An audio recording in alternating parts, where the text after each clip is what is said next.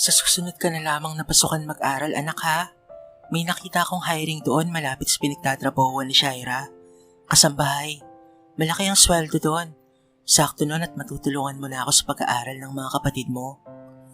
Ano po, Nay? Hihinto na naman po ako. Hindi na po ako nakagraduate ng elementary kakahinto.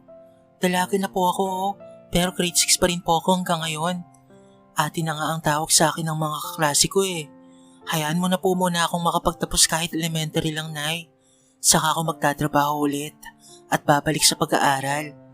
Mas maganda ang magiging trabaho ko kapag nakapagtapos po ako. Hindi na nga kaya, hindi ba? So anong gusto mo? Yung dalawang kapatid mo ang pahintuin ko?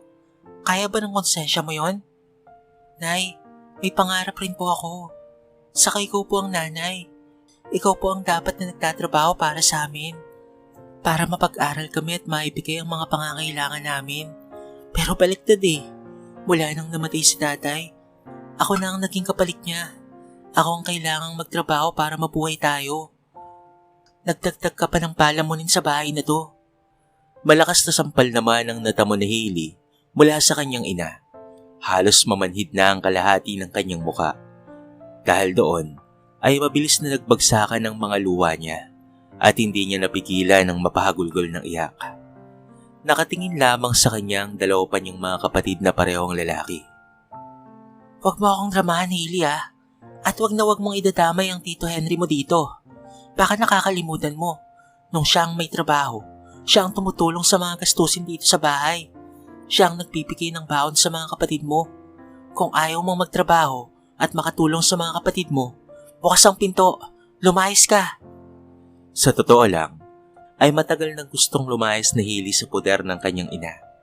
Ngunit hindi niya magawa dahil iniisip niya ang kanyang mga kapatid.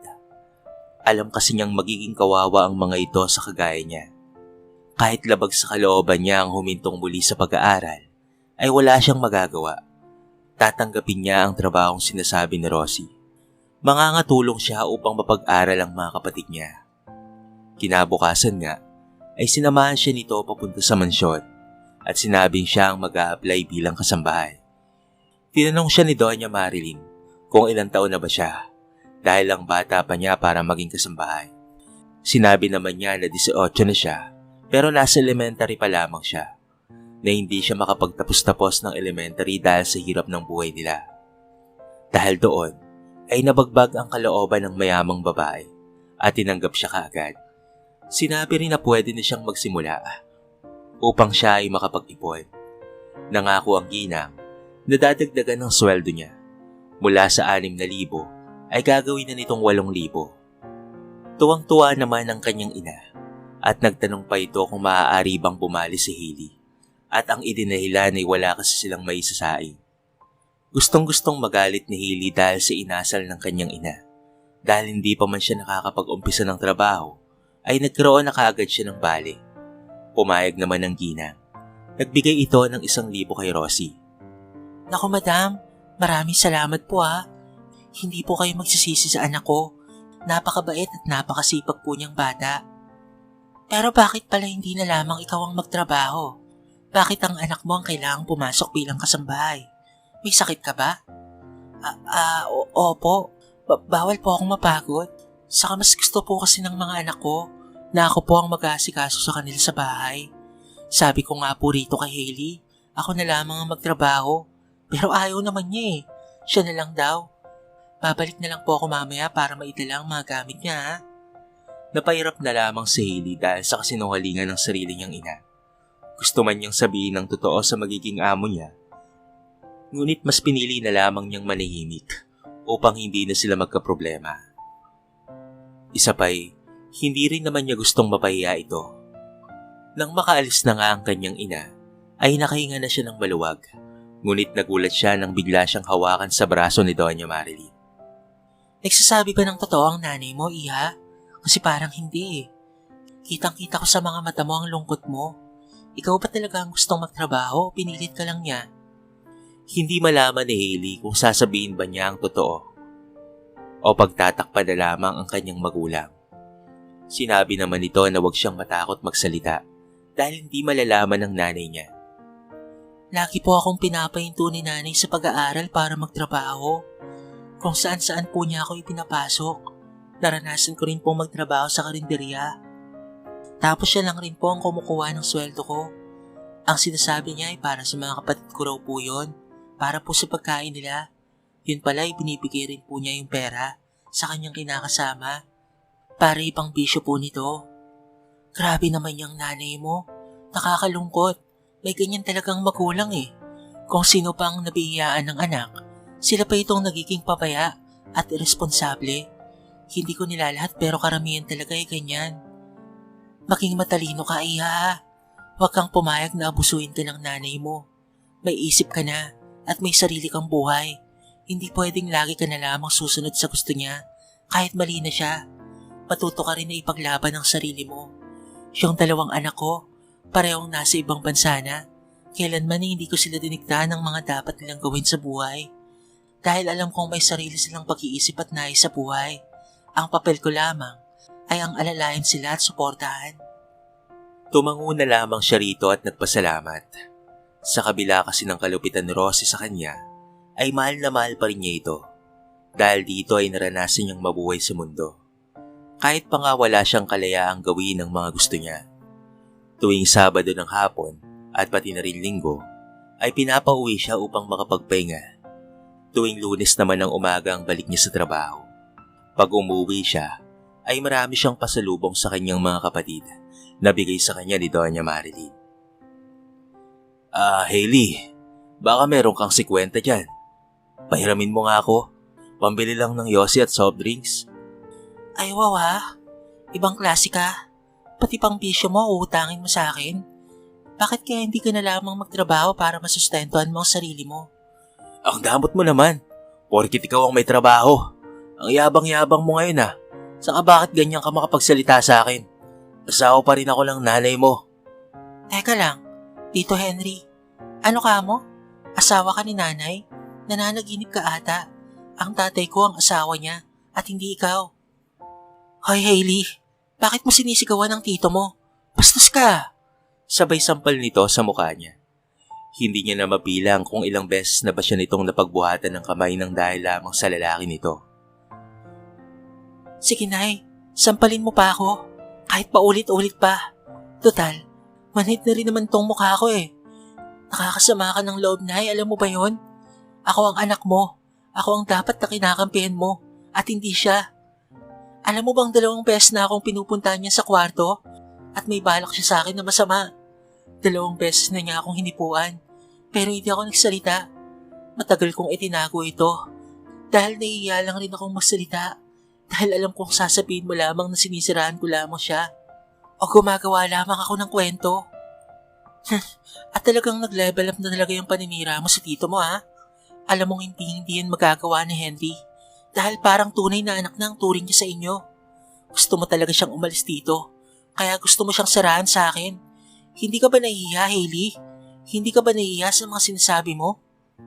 Ayan, Nay. Kaya ayaw kong sabihin Kaya ayaw kong magsumbong sa'yo. Dahil alam kong yan lang ang sasabihin mo sa akin. Na ako ang lalabas na naninira. At ako ang lalabas na masama. Mas concerned ka pa sa kanya kaysa sa sarili mong anak. Sigaw niya habang patuloy na bumabagsak ang kanyang mga luha. Kaagad niyang dinakma ang kanyang bag at babalik na lamang siyang muli sa trabaho. Doon kasi ay mas payapa ang isip niya at maayos ang trato sa kanya ni Marilyn. Hindi rin naman niya gusto na mapagtasa ng boses ang kanyang magulang. Ngunit labis na ito at hindi niya na kayang pagtiisan pa. Rinig niyang sumisigaw si Rosie at pinapabalik siya. Ngunit hindi niya na ito nilingon pa. Sobrang sama ng loob niya rito. Nangako rin siya sa kanyang sarili na hindi na siya babalik pa sa kanila. Nagtaka naman si Marilyn kung bakit ang bilis niyang bumalik. Kaya hindi niya na naitago pa ang katotohanan. Sinabi niya ang lahat-lahat rito. Abay maling-mali ang nanay mo, Hailey. Imbis na doon siya magalit si stepfather mo, sa'yo pa talaga siya nagalit? Anong klase siyang ina? Saka hindi mo dapat hinahayaan na manyakin ka ng lalaking yon. Nag-report ka dapat dahil naininiyasa na siya. Naunahan po kasi ako ng takot at iha. Mabuti nga lang po at sigita lamang at hindi natutuloy ang balak niya kasi sinasabi ko na ipapapulis ko siya. Gusto mo bang sampahan natin siya ng kaso? Kaagad namang umiling si Hailey at sinabing hayaan na lamang. Ayaw rin niyang kumalat pa iyon sa ibang tao at tanging hiling na lamang niya ay ang katahimikan. Ang magkaroon ng pera upang matustusan ang kanyang mga kapatid. Nang makabalik na nga sa pag-aaral ang mga kapatid niya, ay pinupuntahan na lamang niya ito sa eskwelahan upang bigyan ng pera. Ngunit nalaman rin niya sa mga kapatid niya na kinukuha ni Rosie ang pera ng mga ito kapag nakikitang may pera sila. Dahil doon ay mas lalong lumalim ang sama ng loob ni Hailey para sa kanilang ina. Sinabi na lamang niya na galingan ng mga kapatid niya sa pagtatago ng pera upang hindi na ito makuha pa sa kanila. Kung minsan ay pagkain naman ang dala niya para sa mga ito, palihim rin niyang inilalabas ang mga kapatid. Inililibre niya sa Jollibee o kung hindi naman kaya ay sa McDo. Pinaparanas niya sa mga ito ang hindi niya naranasan mula sa kanilang ina. Labis naman ang pasasalamat ni Jinro at pati na rin ni Jiro dahil sa pagiging mabuting ate niya. Habang pabalik nga siya sa mansyon, ay nakita niyang nagwawala sa labas ng gate si Rosie. Ipinagtatabuyan ito ng gwardiya maging ni Marilyn. Patakbo siyang lumapit doon at nang makita siya ni Rosie, ay maigpit siya nitong hinawakan sa braso. Hindi mo ako pwedeng pagmalakihan, Hailey. Ang laki ng hirap at sakripisyo ko sa'yo simula bata ka pa. Tapos ito lang ang igaganti mo sa akin? Ang pagdamutan ako? Wala kang kwenta. Naririnig mo ba ang sinasabi mo, Nay? Hindi po ba't responsibilidad mo naman talagang alagaan ako? Lalo na ang pag-aralin at mahalin dahil anak mo ko. Umiiyak niyang sambit. Nakatingin lamang sa kanila ang gwardiya maging si Marilyn. Napakabobo mo talaga. Hindi kita anak. Nanginig ang kalamnan ni Hailey nang marinig ang salitang iyon. Mas lalong umagos ang mga luha niya sa kanyang mukha. Napailing-iling na lamang siya habang pinupunasan ng sariling mga luha. Hindi totoo yan, Nay. Hindi. Sinasabi mo lang yan kasi galit ka sa akin. Tama ako, hindi ba? Parang awa mo na, Nay. Pawiin mo yung sinabi mo. Pakiusap.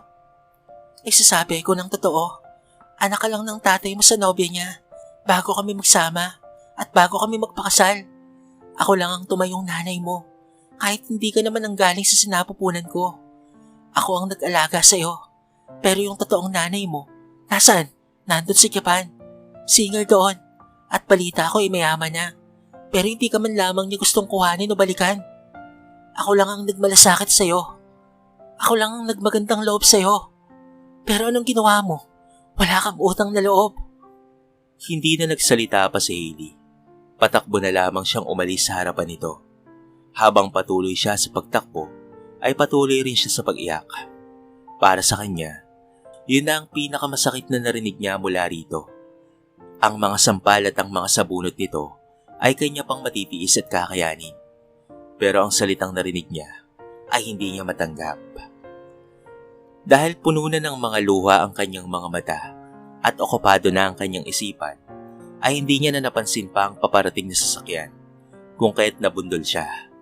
Mabuti na lamang at hindi gaanong matuli ng takbo.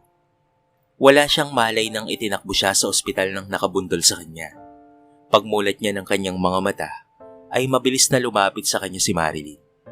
Ngunit ang kanyang mga mata ay may ibang hinahanap. Salamat sa Diyos at gising ka na, Hailey.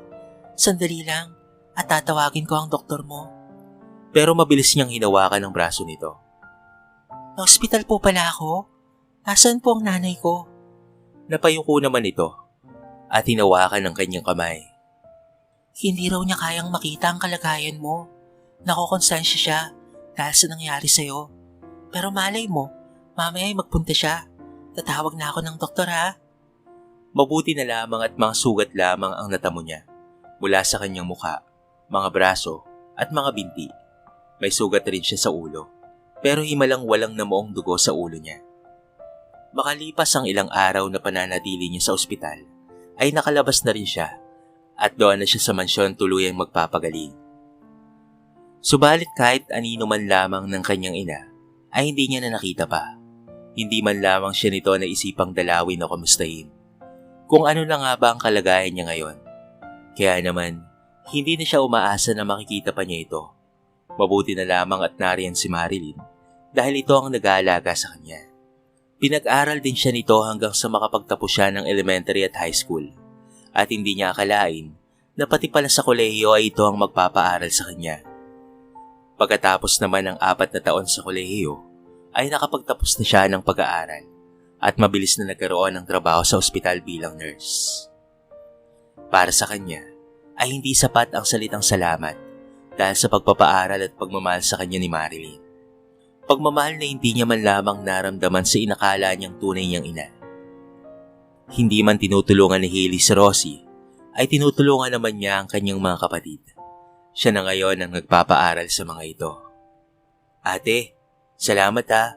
Buti na lang talaga at nariyan ka. Hindi namin alam kung anong buhay ang meron kami ngayon kung hindi mo kami tinutulungan ni Kuya Jinro. Ilang beses ka nang nagpasalamat sa akin, Jiro. Wala yun, oh. Siyempre mga kapatid ko kayo. Kahit hindi tayo magkakapatid sa ina, magkakapatid naman tayo sa ama at mahal na mahal ko kayo. Kamusta pala si nanay? Ayun, nag-away sila nung nakaraan ni Tito Henry dahil sa paglalasing ni Tito gabi-gabi at nagagawa pang mga babae. Pabuti nga at nalinawan na si nanay. Pinalayas na rin niya sa wakas ang batugang yon. Pero ayun, iyak ng iyak. Gusto pa ata niyang pabalikin yung walang kwentang lalaking yon. Alam mo, kahit hindi ako minahal ni nanay, mahal na mahal ko pa rin siya at nasasaktan ako kapag nasasaktan siya. Kayo na ang bahala sa kanya, ha? Saka wag na wag niyo nang papabalikin si Tito Henry sa bahay natin. Kayo ang maging tagapagtanggol ni nanay. Mga binata na kayo eh. Hanga talaga ako sa iyo, ate. Sa kabila ng lahat ay concern ka pa rin sa kanya. Dahil mahal ko siya at para sa akin, siya pa rin ang nanay ko. Dahil sa kanya ay may tinatawag akong nanay. Narinig ko ang lahat ng iyon.